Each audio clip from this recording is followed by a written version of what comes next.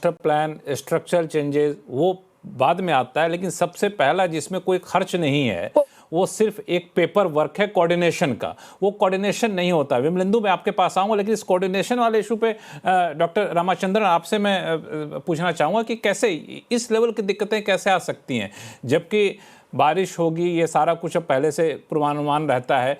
और गुड़गांव जैसे शहर में वहाँ तो अब काफ़ी चीज़ें हाईटेक हो गई, एडमिनिस्ट्रेशन भी हाईटेक हो रखा होगा, तो कोऑर्डिनेशन का इशू तो अब तो कम से कम नहीं आना चाहिए। ये लापरवाही माने? आप तो बात सही कह रहे हैं, बात तो सही कह रहे हैं कि कोऑर्डिनेशन में कमी जरूर है। डिस्ट्रिक्ट डिजास्टर मैनेजमेंट एजेंसी है इन सब चीजों को देख करके व्यवस्था करने के लिए, लेकिन ये दो हिस्सों में हमें देखना पड़ेगा। जो म्युनिसिपल लेवल पर या जिला स्तर पर जो काम चाहते हैं बड़े पैमाने का है, वो जिला स्तर पर उसके लिए फंड्स मिल नहीं पाता है, वो फिर राज्य स्तर पर जाना पड़ता है। तो राज्य स्तर से अगर उस तरह का आवंटन, मैं बार बार डिस्कशन पे उसी बात को उल्लेख करता हूँ। बृहन मुंबई में वो जो इस तरह की जल भराव समस्या को डील करने के लिए सेंट्रल योजना में 1,000 करोड़ का व्यवस्था किया था। तो उतना उस बड़े पैमाने पर व्यवस्था करने पर ही कुछ ना कुछ समस्या का हल हो सकता है। मुंबई में कुछ परिवर्तन आया होगा उस हिसाब से। तो मैं जब से आपसे बात करने का मौका मिला, मैं यही सोच रहा था कि हर एक शहर के बारे में ये आइडेंटिफाई करना जरूरी है कि उस शहर का 2-3 मुख्य समस्या क्या है, उसके लिए कहां से कितना हम फंड्स दे सकते हैं। जैसे मैंने कहा कि कई नेशनल मिशन हैं, शहरी विकास मंत्रालय के कई कार्यक्रम है, उसमें ये निश्चित करें कि प्रायोरिटी उसको दे जो जिससे सबसे अधिक लोगों को उसका राहत मिल सके। अब ड्रेनेज आवश्यक है, रेनफॉल का फिगर देख करके वाटर की निकासी के लिए व्यवस्था करना है, पूरे सिटी के लिए व्यवस्था करके लोगों को ये बता दें कि हम इसको इस प्रकार करने जा रहे हैं। थोड़ा असुविधा हो सकता है, लेकिन इसको करने से पूरे शहर में इतने रेनफॉल में इतना पानी जो इकट्ठा होगा वो बाहर इस तरह जा सकता है। ये कमिटमेंट कोई करने को तैयार नहीं है, ये बात सही है।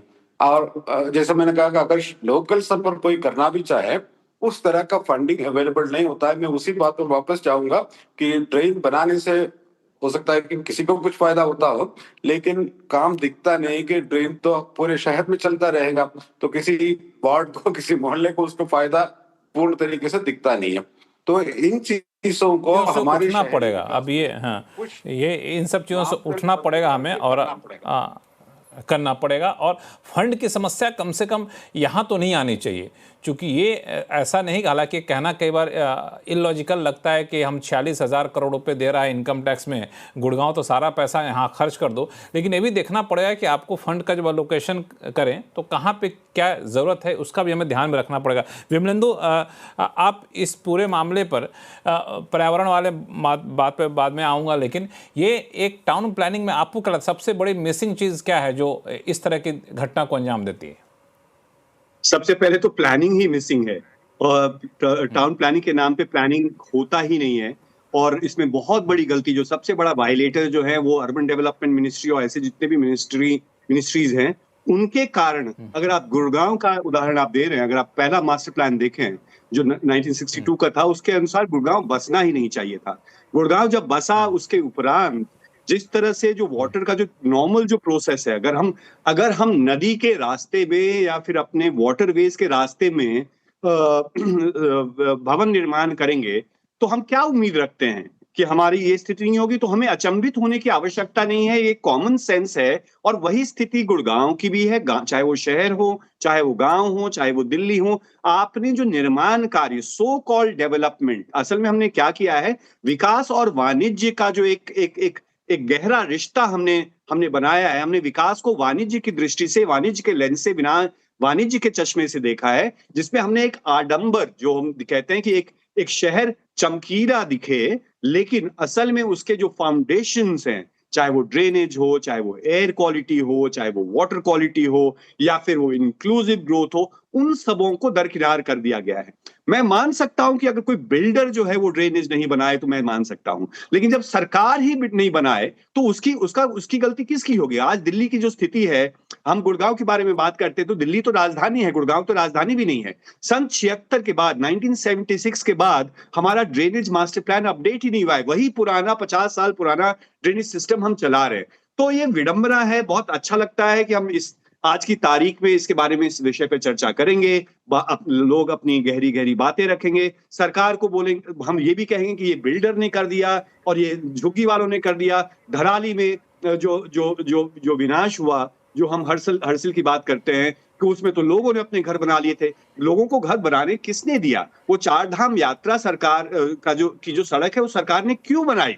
अगर आप देख रहे हैं ब्यास अगर बह रही है मनाली में और बाकी जगहों पे, तो सड़क पे क्यों बह रही है? क्योंकि आपने सड़क नदी के अंदर बनाया था। तो नदी अगर उस जगह को, अपने जगह को ले रही है, रिक्लेम कर रही है, अगर यमुना नदी लाल किले के पास बह रही है क्योंकि आपको लगा कि मोबिलिटी, एक चौड़ी सड़क, एक रिंग रोड जो है वही देश को ऊंचा बनाएगा।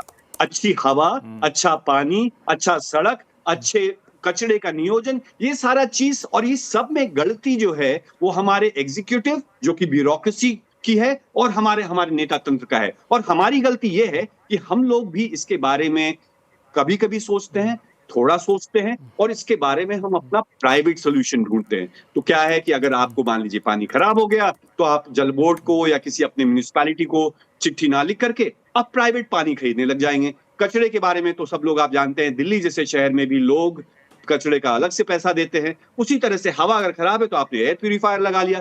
तो एक विडंबना ये है कि ये जो विकास की परिभाषा, और बहुत बार हम जैसे लोग इसमें समस्या ये होती है कि विमलेंदु जी, ये इसके पीछे वजह ये भी हो सकती है ना कि आप सिस्टम से भरोसा आपका उठ गया। हम कहाँ देखें कि एक्वाई लेवल कम करने के लिए सरकार आएगी, कहाँ देखें सिस्टम कि है ही पानी की नहीं व्यवस्था सरकार असल में हाँ, सिस्टम कौन इसके आप पीछे देखिए। जाए? अगर इसलिए लक्ष्मण जी, पहले एक बार बताइए, आप इसकी गुरुगांव की परिकल्पना करने के पहले ये जिम्मेदारी किसकी थी कि यहाँ शहर बसना भी चाहिए या नहीं बसना चाहिए?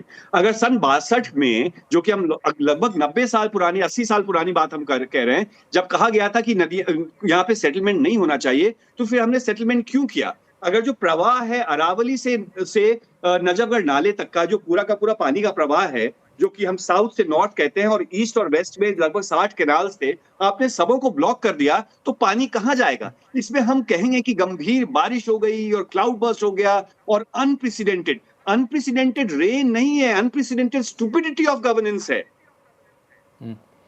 बिल्कुल। अद्वैत काला, आपने अभी सुना विमलेंदु को, ये बड़ा सही कह रहे थे कि हम लोग कई बार पर्सनल रेमेडी ढूंढ लेते हैं कि चलो यार अपना काम किस तरह हो जाए, इसका तरीका ढूंढ लेते हैं। एक सिस्टम पे या तो विश्वास नहीं होता है या फिर सिस्टम पे दबाव नहीं पड़ता है। इससे सिस्टम को भी लगता है चलो आदमी तो अपना ढूंढ लेगा, ये बारिश में फंसे हैं, बारिश खत्म हो जाएगी फिर सब कुछ अच्छा दिखेगा, तो ये एक रहेगा। ये एक टेंडेंसी आपको देखने को मिलती है एडमिनिस्ट्रेशन में। बिल्कुल, एडमिनिस्ट्रेशन में तो मिलती है, क्योंकि आप देख लीजिए नोएडा बगल में है, नोएडा में कोई इश्यू नहीं है। तो अगर पॉलिटिकल विल नहीं होगी एट द वेरी टॉप, अगर लठ नहीं चलेगा जब चलना चाहिए, तो यही तो होगा। एक के बाद एक बस ब्लेम गेम चलता रहेगा और कुछ और नहीं चलेगा। वहां पे बिल्कुल एट द टॉप पीएम को फोन उठाना चाहिए। क्या वो न्यूज नहीं देख रहे हैं? क्या वो लोगों का हाल नहीं देख रहे हैं? उन्हें फोन उठा के डायरेक्टली बात करनी चाहिए इन लोगों से यहाँ पे, और कहना चाहिए कि ये क्यों बार हो रहा है और आप क्या करने वाले हैं, और तबादली करिए, इनको ट्रांसफर करिए जो नहीं कर रहे हैं। गुड़गांव बड़ी प्राइम पोस्टिंग है, यहाँ पे लोग आना चाह रहे हैं, और अगर वो अपना कार्य नहीं कर पा रहे तो उनको ट्रांसफर करिए। आप किस चीज के लिए रुके हैं? क्या होना चाहिए? लोग भी मर गए, अब क्या हो कि आप कुछ काम करेंगे?